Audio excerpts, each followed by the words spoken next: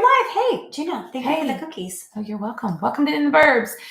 I'm Gina. This is Amy, and we're glad that you're here today. Happy Easter. Happy Passover. Amy is eating some wonderful cookies that I baked for her today because, you know, I am such the baker.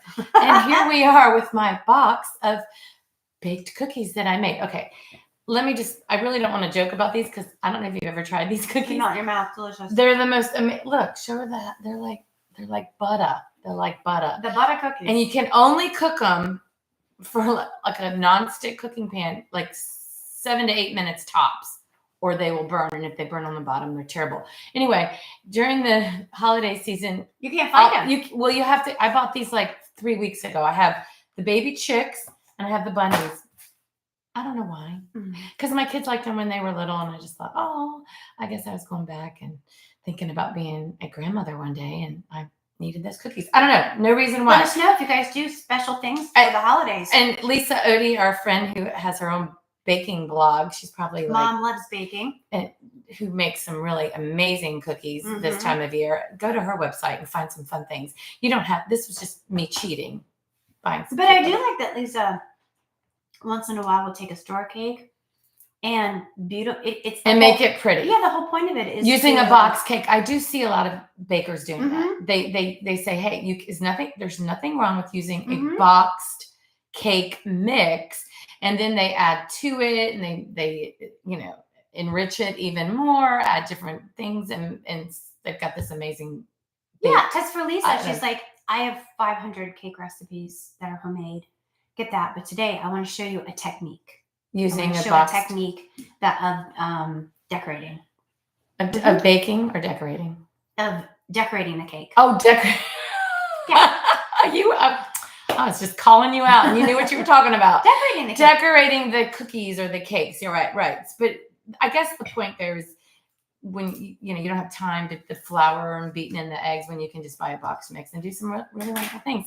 Oh, so on that side note, I just wanted to talk about those cookies because they're so good. And but happy Easter, everyone. Happy Passover. Easter. Hope you're going to do something nice this weekend with family and friends. So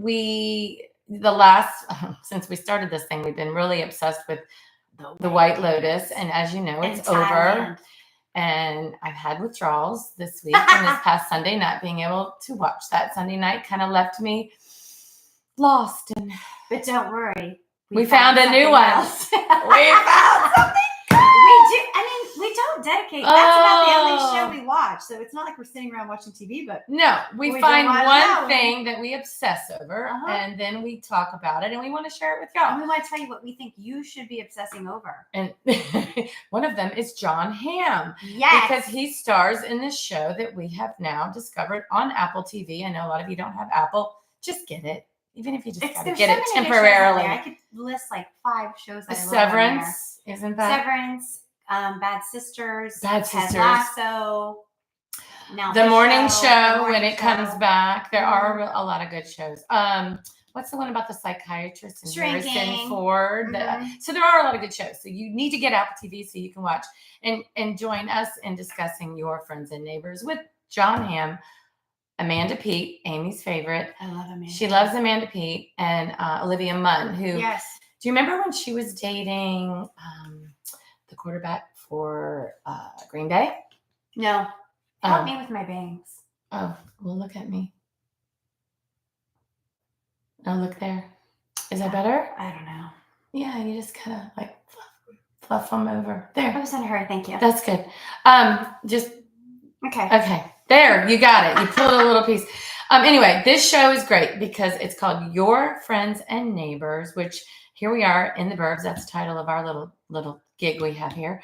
I think it's appropriate that we talk about the show. And they're in the Burbs. Where are they in New York? I think it's New York upstate. It seems like they're in the suburbs of New York, maybe Connecticut. I'm not sure.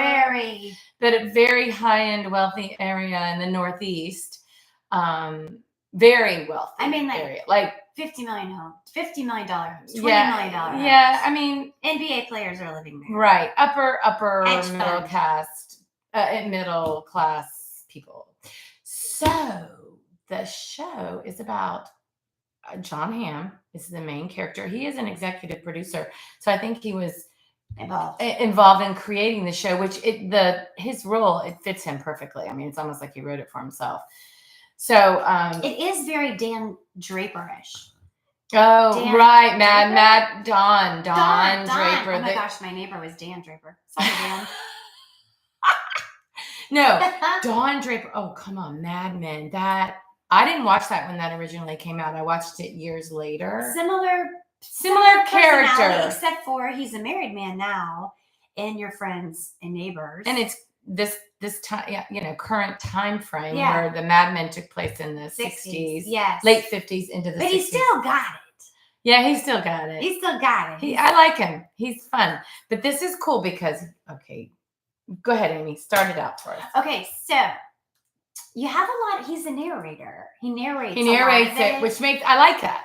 I like what he says. Yeah, and he's talking about. It's kind of like even from the beginning. It's like, what is this all about? And he talks about falling in love and being madly in love, and then you have in a tiny apartment. You don't have any money, and you just have sex all the time, and that's your relationships. And then you get a little bit of money, and then before you can get ahead, you have a baby, and then you got to buy a house, and then you're chasing after the house after the house. And just the dream, living the dream, and then the third house. And by the third house, it looks like his third house was pretty nice. And then you got the 2 kids and the wife. And then lo and behold, one day he walks into his home and his wife is with the NBA player down the street. His name is... I don't know.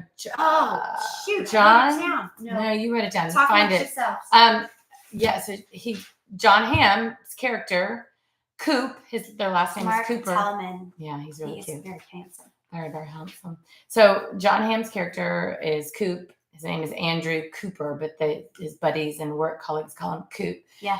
Walks in on his wife in their bed with another man, this cute NBA player. Time with a good NBA She was having a good time. So then that takes you to working up to that his life, and then the marriage is over and they get a divorce.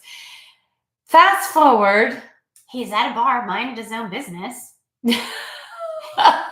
He is John Hamm. He was minding his own business. When and this woman comes up to him and she's just like comes on to him a little bit. And he's like, "No, you're 20 years younger than me, and that's kind of cute now because you're 30 and I'm 50. But what happens when you're 50 and I'm 70?" And she's like, "Look, I just want to sleep with you." And he's like, "Oh, all right." Oh, okay. So they have a little something, and then the next thing you know, fired. And he's like, "What?